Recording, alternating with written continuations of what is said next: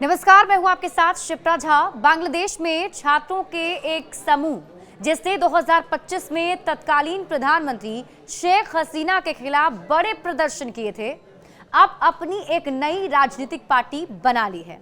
इस दल की घोषणा शुक्रवार को की गई, जिसमें उन्होंने स्पष्ट किया कि बांग्लादेश में अब भारत या पाकिस्तान समर्थित राजनीति के लिए कोई स्थान नहीं होगा। इस बयान के साथ ही भारत के खिलाफ उनकी तीखी प्रतिक्रिया भी सामने आ गई।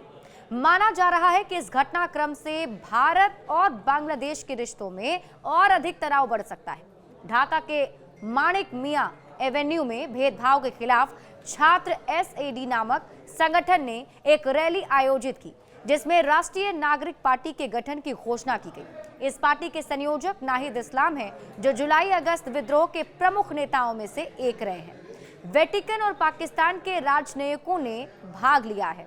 देखिए, रैली के दौरान छात्र नेताओं ने घोषणा पत्र भी जारी किया, जिसमें बताया ये जा रहा है कि इस घोषणा पत्र में जिसमें कुछ राजनीतिक दलों के प्रतिनिधियों के साथ साथ वेटिकन और पाकिस्तान के राजनयिकों ने भी भाग लिया है। ये छात्र आंदोलन पिछले वर्ष 5 अगस्त को प्रधानमंत्री हसीना के 15 वर्षों से अधिक के शासन को समाप्त करने का मुख्य कारण बना था। और इस घटनाक्रम के 3 दिन बाद मोहम्मद यूनुस ने अंतरिम सरकार के मुख्य सलाहकार के रूप में कार्यभार संभाला, जो प्रधानमंत्री के रूप में कार्य कर रहे हैं। बांग्लादेश केंद्रित राजनीति पर जोर।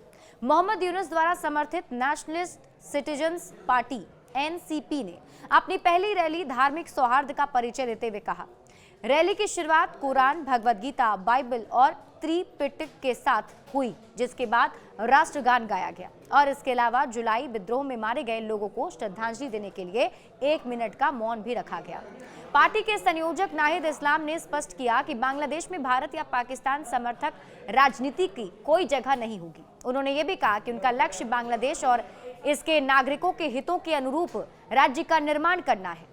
एसएडी समन्वयक नुसरत तबस्सुम ने भी इस्लाम के विचारों का समर्थन करते हुए कहा कि एनसीपी पूरी तरह से बांग्लादेश केंद्रित रहेगी और देश की प्रगति के लिए समर्पित होगी। पार्टी का उद्देश्य भविष्य की संभावनाओं पर ध्यान केंद्रित करना और अतीत से आगे बढ़कर बांग्लादेश के विकास पर चर्चा करना होगा और इसको लेकर ये संकल्प के साथ अब ये पार्टी आगे बढ़ेगी।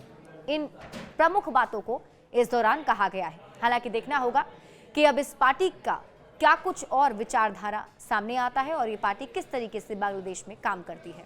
बड़े अपडेट्स के लिए आप जुड़े रहिए न्यूज़ 18 बिहार झारखंड के साथ।